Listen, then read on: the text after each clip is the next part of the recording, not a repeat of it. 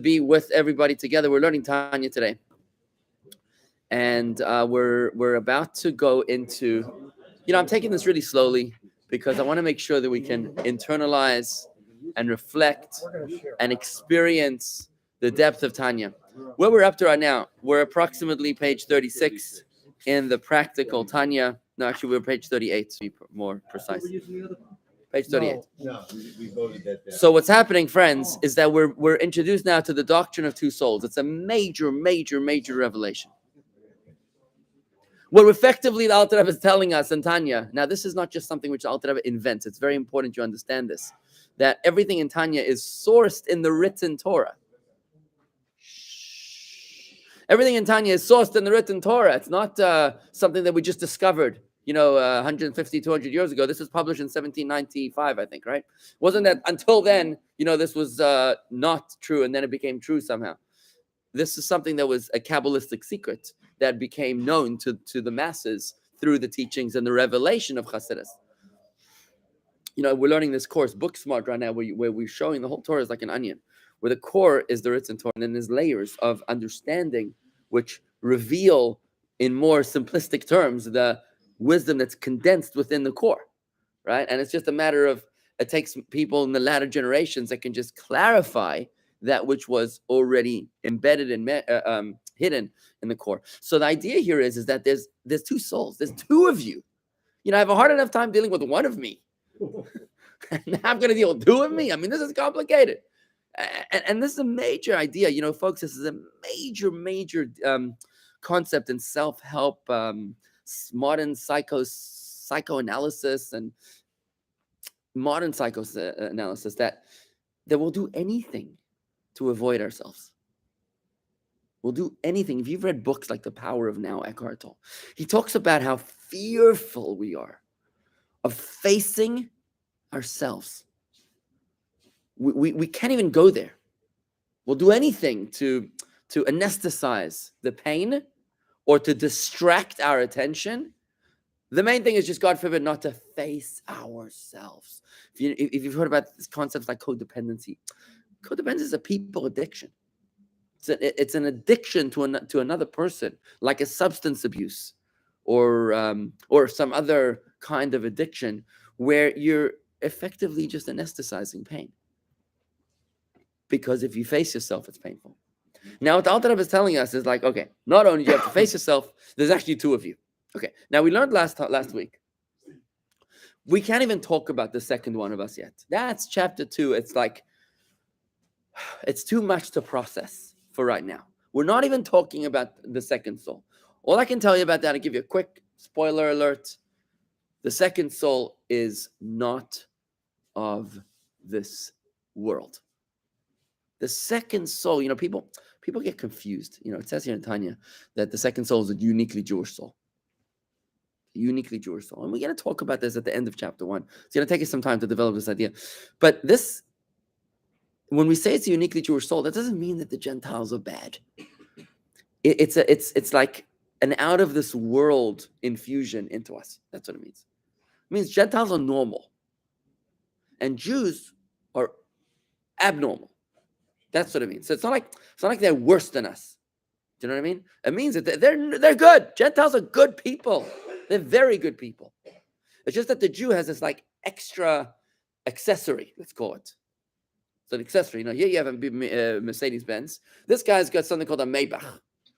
It's also Mercedes-Benz. It's just souped up, I think, right? Am I right? Is that what it is? It's more than souped up. Okay, S-Class, N-Class, whatever you want to call it. I don't know. So whatever. It's like you have extra accessories. You got the leather stitching. So the Jewish soul means that you have a piece of God. We're going to talk about that in chapter 2. It's a piece of God. It's out of this world. It's like an alien inside of your body. And I want to tell you that I'm developing this theory that part of the reason for anti-Semitism, and that's a big term, the reason for anti-Semitism. Admittedly, that's a very big, It's an easy one. that's like a library, right? But part of the problem is that they say that we don't fit in, right? And the answer is true. We don't actually belong here. because we're from another world. Fully transcendent. We're not fully transcendent. We're partially Second soul. transcendent. The second soul depends which mode you're in, with which sense of self you identify. Now, the first soul, which is why is it called the first soul? Because that's your default soul. That's the one we spoke about last week. It's based in klippa, superficiality, which is why our natural tendency is to be superficial. It's not because you're stupid. But that soul also came from Hashem. Everything comes from Everything Hashem. comes from Hashem. Obviously, everything comes from Hashem. Right. But the question is here, is that you don't have to feel bad for yourself if you're superficial. If you get excited by marketing, if you eat the buffet, even though you know it's bad for you. Okay. We're superficial. That's what we are. Because our soul is rooted in klippa. We spoke about that at length last week. But now in this session, the Alter Rebbe is going to take us into that first soul. Just before we go there, I want to just point out to you that we have a choice. The minute that you know that you have two souls, you have a choice as to how you want to identify. Today, it's a big thing. How do I identify? I identify as a rich man in a poor man's body. Yeah, whatever. So, What pronouns do you have? His Majesty. Imagine somebody gives me a pronoun like Your Highness. That's my pronoun. Please. So, I have a friend whose son insists on using the they pronoun. And when he says they're coming over, he never knows how many plates to set for dinner. He doesn't The know royal who's we coming, is arriving. who's coming. Right. So I just want you to know that how we identify, we have a choice as to how we identify. Because you can identify with your godly soul, or you can identify with your animal soul. I'll give you a quick example of how this works. In a cemetery. What's a cemetery? What is a cemetery? What's the emotion that comes to mind when you think of a cemetery? Give me one emotion. Death. Give me an emotion. An emotion. Sadness. Sadness. Any other emotion? Is there any other emotion that comes to mind? With Reverence. reverence. Anything else? Anything else? Anything else? Reverence not an emotion, brother. Nostalgia. Is reverence an emotion? Revere is an emotion. Yeah. I'm sorry. I stand correct. Go ahead. Nostalgia. Reverence. Nostalgia. Okay. What else? Anybody else want more emotion? Love. Dan, how's it going, man? Nice to see you. What emotion do you think in a cemetery? What do you feel in a cemetery? Give me one word. You can't say joyful. Wonder. Oh, joyful. Good. Okay, fine. Very good. Okay, good. So there were two kinds. There were two kinds of emotions that were just shared. One was sadness and nostalgia, everything we've lost. The other one was reverence and joy and peace and spiritual. This is two opposites, folks. Hello. How can you be the same person feeling the two opposite things? Either it's nostalgia and sadness, or it's joy and reverence and peace. Make up your mind. The answer is no. It's okay to coexist. You got to get used to the conundrum. You got to get used to the conflict. This is what makes us human. This is how Hashem created us. If you're conflicted, okay, if you experience extremes, like on the one hand, you just were highly inspired by some Torah study or some prayer, something, and then moments later, you're like descending into the dark basements of your soul. It's called bipolar. It's not bipolar. It's interesting. I got to think about that in terms of bipolar. I really have to think about what that means. But not really, because as Jews, we really have those two extremes. And when it comes to the cemetery, you've got a choice how you view the cemetery. If you've identified your whole life with your animal soul, you come to the cemetery, it's the end of the road, it's death. But if you've identified with your godly soul, your eternal, immortal, indestructible, godly soul, then what's a cemetery? It's release, it's peace, it's freedom, it's reverence, it's joy. I don't go to the cemetery to see all that I've forgotten, all that I've lost. I go to the cemetery to connect now with my loved ones, right? So you have this choice, right? The Alter Rebbe takes us now straight into the holes of our animal soul. And what he's about to tell us is something fascinating. It's the silence that's deafening about what he's about to say. And I'm going to read it inside for a few minutes. But the silence is deafening. He's going to show us that your godly soul, we're not talking about the godly soul, your animal soul, your natural soul. Your natural soul is made up of 4 elements: fire, air, earth, and water. Now, that's very interesting because we know that the world is made up of 4 elements. The physical world is made up of fire, air, earth, and water. So now to say that our natural soul is also made up of fire, air, earth, and water tells us like, oh, and you'll see it's a spiritual components. It's spiritual components of these elements, but it shows you that your natural soul really is natural. It's part of this natural world. And that manifests in 4 different kinds of emotions or behaviors. And we'll talk about that in a moment. We're going to talk about how, anger, for example, or arrogance will be born out of fire. Lethargy, laziness, depression is born out of earth. Frivolity, soap operas, incessant chatter is born, slander is born out of air, no substance, and pleasures are born out of water. Right? We'll talk about that in a moment. But what's amazing is that this is how the Alter Rebbe introduces us to our animal soul, where the silence is deafening because it's all about emotion and there's no intellect. Doesn't tell us anything about the intellect of the animal soul. That's like an afterthought that comes up later in like chapter 5 or chapter 6 or 7, right? Why is that? Because the animal soul is dominated by the emotion, whereas your godly soul is dominated by your mind. Now, let me just put this in context because we still are in chapter 1. The way we're learning Tanya this time round is more back to front, where we're learning. Instead of like not knowing what you're getting into, we're actually, I'm introducing you to what we're about to get into so you can learn everything within the proper context, right? In chapter 3, we're going to learn that each soul has 3 intellectual and 7 emotional attributes. So every soul has got an intellectual component and an emotional component. But here, he only talks about the emotional component of the animal soul. In chapter 9, he's going to tell us that where is the seat of the animal soul? It's in the heart. It's in the I think it's the left side of the heart. And where is the seat of the godly soul? It's in the right side of the heart and in the brain. Because the godly soul is mindful and the animal soul is instinctive. When you react to something, think about any provocation. Your wife shouts at you, I don't know, you get an angry email from a neighbor, a lawyer or something. How do you respond? So there's your reptilian brain, and then there's your mindfulness. Your reptilian brain is your animal soul.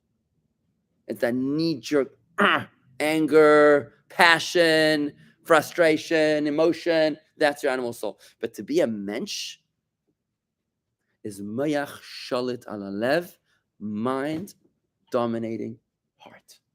Friends, this is one of the most founding principles of the Chabad philosophy.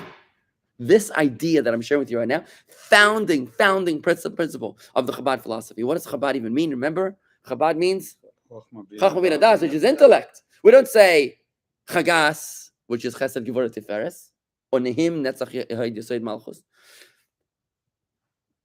The Chabad approach is the intellectual approach to faith. It's the approach that focuses on understanding, because we know that as the brain goes, so goes the heart. The animal doesn't work like that. The brain serves the heart. Would you agree? You don't find the animal planning ahead, figuring out how to solve hunger for all cows. They don't do that kind of stuff. They just eat and they worry about, logistics sort of along the way. The brain serves the heart, the instincts. But in a human being, a kopmensch, it's the brain that serves the heart. Sorry, the heart that serves the brain.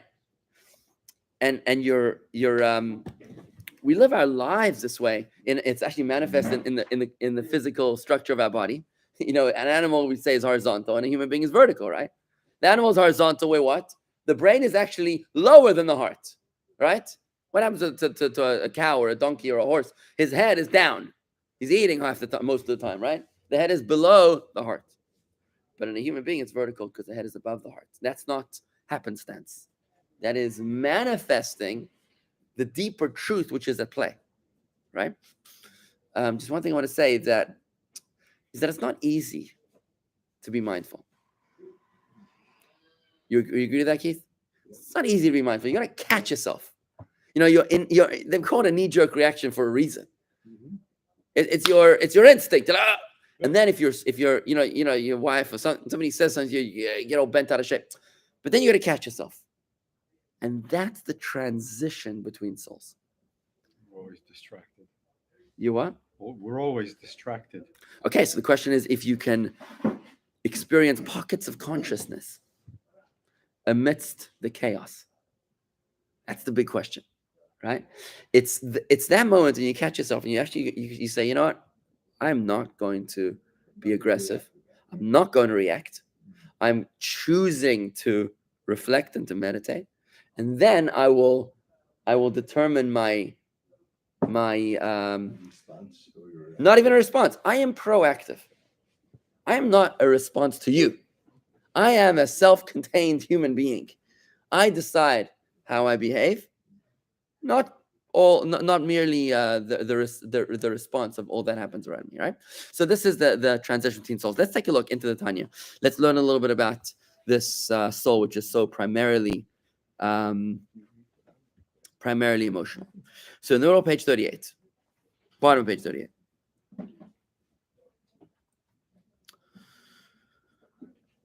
Okay, the animal soul of Klippa is embodied in your blood, energizing your body. As the verse states, the soul of the flesh is in the blood.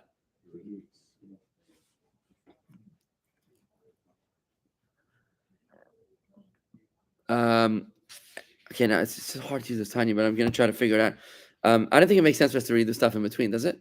Would you prefer if we read the word in between? I know you're a fan of this Tanya. Would it make more sense to go reading the words in between or just the translation?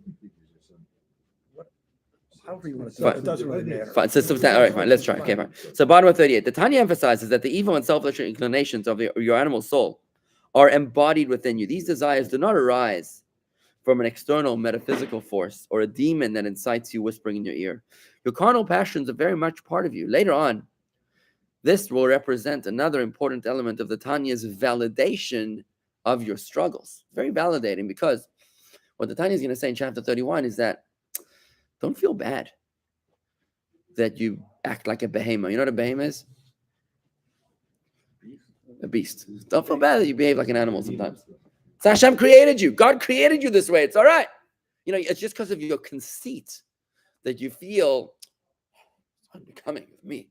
But really, if you realize who you are, that Hashem created you as a deeply flawed human being with the potential to rise above your flaws, you realize, okay, so it's not so terrible. It's okay for me to have these flaws.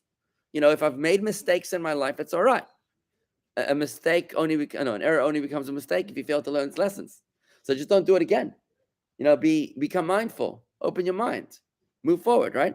The analogy of peel, which is Klippa, also offers us some insight into how the animal soul accesses the body. As Shari Yakdusha explains, quote, this is from the Arizal, the pure divine soul, which is the fruit. The fruit, that's not the peel, that's the inside. Remember, Klippa is the peel, superficiality. But the second soul, the godly soul, is the fruit, is the inside, is the core. So the pure divine soul, which is the fruit, is invested within in the impure animal soul, which is called the peel. The Klippa. Klippa means peel of the fruit, it's superficial. And both of them together are invested in the body. Thus, the component parts of the holy divine soul are situated within the component parts of the impure animal soul. And the component parts of the impure animal soul inside the component parts of our body. And this is a very, very important idea to understand. Your animal soul can operate independent of your godly soul, because it is enveloping the godly soul like the peel surrounds the fruit. But the godly soul cannot operate independent of the animal soul, because the godly soul is enveloped within the animal soul. Does that make sense? It's a very important concept. That God trapped the godly soul within the animal soul. When you refer to it as the animating soul instead of animal soul, that makes it even better, because It's the like animating soul is what. nefesh is your animation. Well, nefesh in Latin. Anima. Anima in Latin means life. Animal means animalistic tendencies, right? Animalistic tendencies. But let me just finish this point. I was like, hang on. So I was saying like this, that let's call it animating soul for now. Okay. Your animating soul is what surrounds the godly soul. So the animating soul can operate independent. Your godly soul can be dormant for 75 years. Think about that. Your godly soul could be in a state of could be comatose for 75 years. You know any Jews like this? Yes. Sure. In a total spiritual coma, right? Then they show up at Chabad. It's amazing. It's amazing. I love it. Yeah. It's amazing. So, but you can't ever have your animating soul in a coma. That's the way God created us. That's why it's the primary You have soul. to breathe. Yeah. But now here's what that Tanya says later. And there's a reason for this. The reason why your animal soul is holding hostage your godly soul. We're going to use this meditation many, many times in the Tanya for us to be able to, first of all, to have mercy. First thing, you have mercy on your godly soul. Think about it. You are the prince of the king. Hashem, the master of the universe, has a prince somewhere buried inside of me. And the guy's in a cage. He's in a dungeon. I feel bad for him. I feel bad for me, for that part of me that has never seen the light of day in 75 years or 25 years, right? Or maybe in 2 weeks. Think about it, right? You just start feeling bad. It's compassion that you feel for the godly soul, which is trapped inside of you. So when you meet a fellow Jew that is completely unreceptive to any message of spirituality, I met one like that recently. Instead of feeling derision or ridicule or condescension, God forbid, you're supposed to feel compassion. You're supposed to feel bad that here is a fellow Jew that is trapped. It's a piece of me. He is a piece of me. He and I are both a piece of Hashem, a piece of God. And here's a piece of us that is trapped. I always say, Chabad rabbis, we're Special Forces IDF, right? We're deep behind enemy lines. We're bringing the lost soldiers home, right? I deal with this every day, all day. I deal with people that they tell me they slam the door in my face. They slam the phone down because they don't know what they don't know, right? But when you come in with an attitude of compassion and love, sincere love. I said to somebody the other day, somebody said to me the other day, she's like a very wealthy philanthropist. She said to me, you were the only person that ever went after me, not for my money, she says to me. So I said, well, I was after something else. So she said, no, sure. So I said to her, I said, Depends if his animal soul was in charge. I said to her, I said, you know what I was after? Your soul. I said I was after your soul. And she said, well, you got it. You got it. It's a very, very beautiful moment there. That's the nicest thing any woman says to a guy. No, but I'm saying it's beautiful. It's beautiful because what happens here is that you got to know what the destination is. You're traveling to Miami. Where am I going in Miami? How am I to get there? I need to know where I'm going. So when I engage with a fellow Jew, I need to know what the prize is. What's the prize? The prize is his soul, her soul, to be able to connect. Everything else is tangential, right? With the Purim party and the Shalach Manas project and the gala and the dust and the yets, all of those are tools of engagement. They're hook, line, and sinker in order to reel in the soul to bring them home. That's the point of what we're trying to do here, right? Don't get lost in the journey that you forget the destination, right? The goal is to connect. So that's the first thing I wanted to say about the soul being trapped. The second thing about the soul being trapped is this very, very significant and meaningful, is that our soul descended down to this world not to fix itself. Our godly soul didn't come down to this world to improve itself because it was already perfect. It's a piece of God. It was sent down into a flawed and broken human being. When I say broken, I mean a human being that by divine design experienced all sorts of childhood trauma. Do you know anybody who never experienced any childhood trauma? Oh. I don't think I did, but as best I recall, I had two loving parents. Yeah, okay, all right, whatever. All right. So yeah, all right, you're a special guy. Right. No, I So- don't know. Well, but I'll tell you. Even someone like you, Wait, are you talking about before I met Berger or after? obviously after. No, but the idea here is that as Jews, we're traumatized as a nation.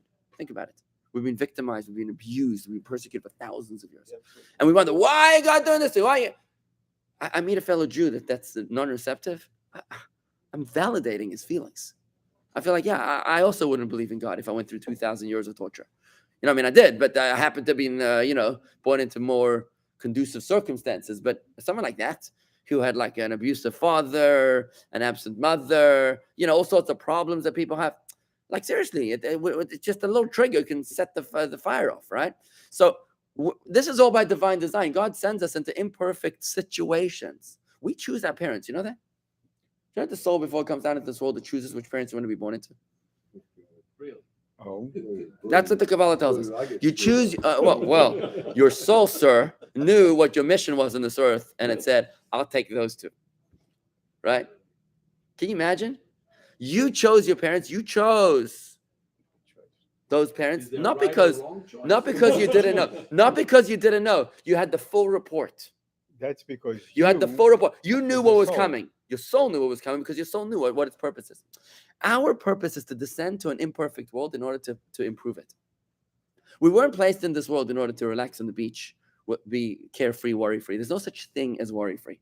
Do you know any person that has no worries?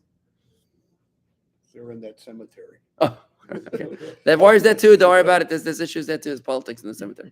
So, but I'm saying that we were put into this world in order to improve or try to perfect an imperfect world.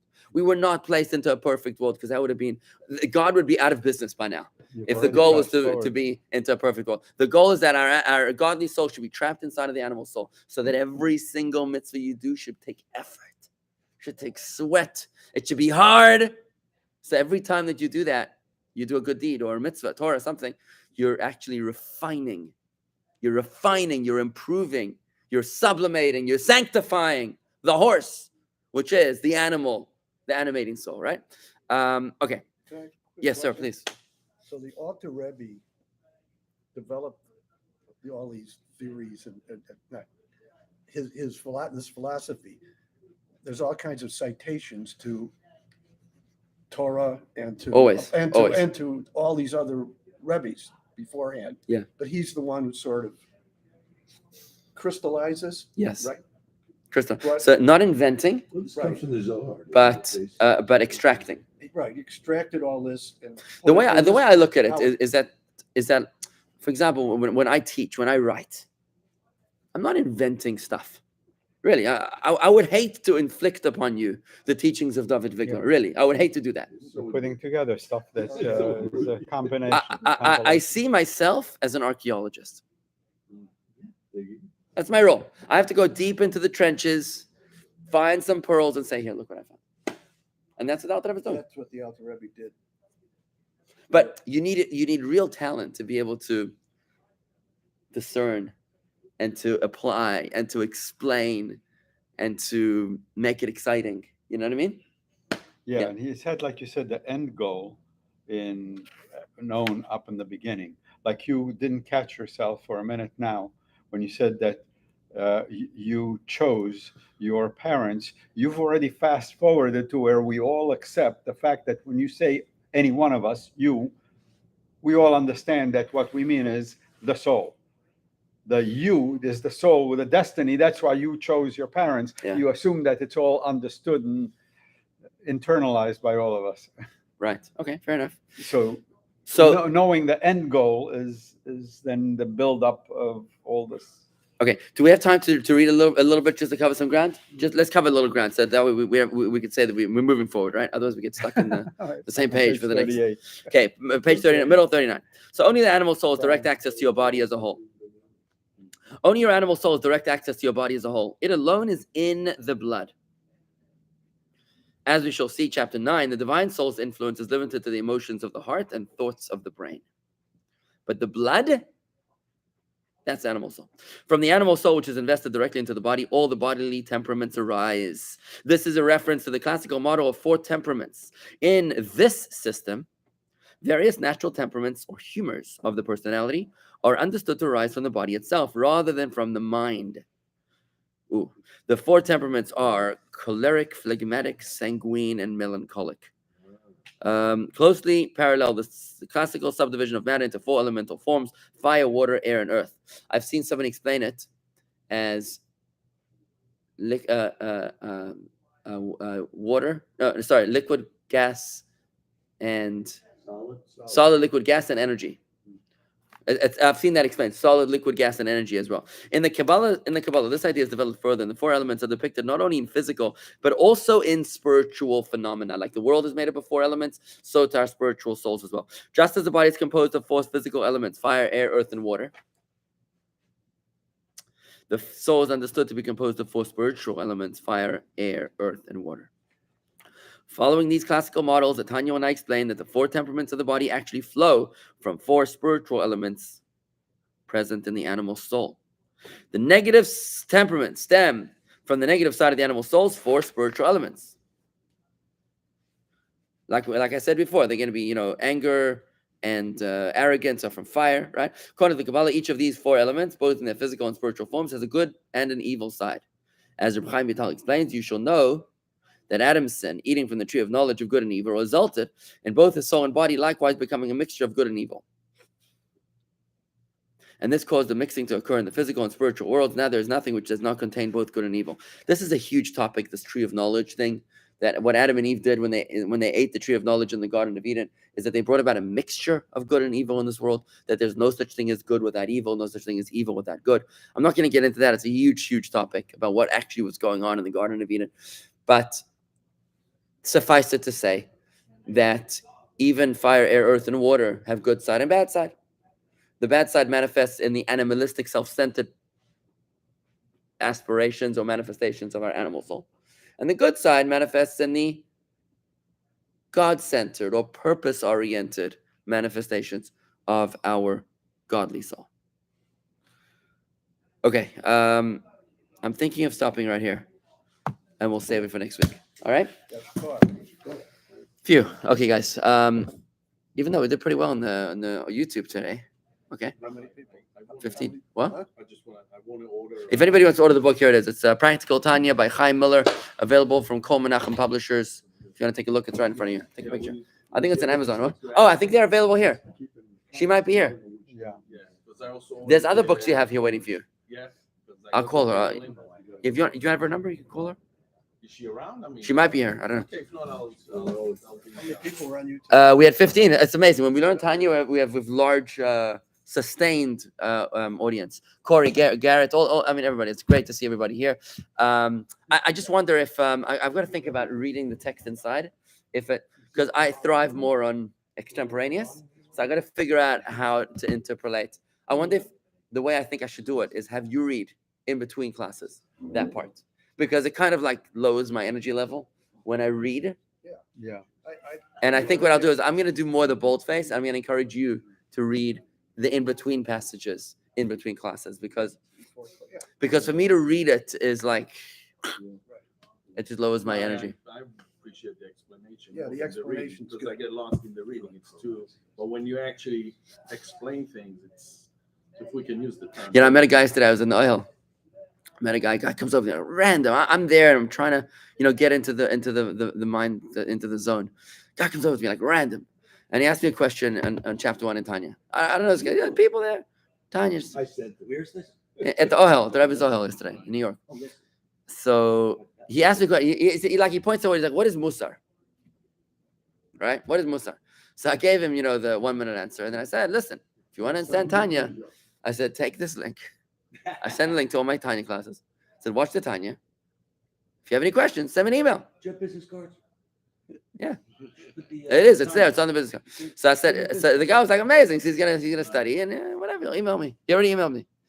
So it's great to have the global virtual audience. Okay, guys, we'll wrap it up over here. Thank you, Daniel, and everybody else. Appreciate it. Who's M from New Jersey? Nice to meet you. Okay. I'm going up to New York.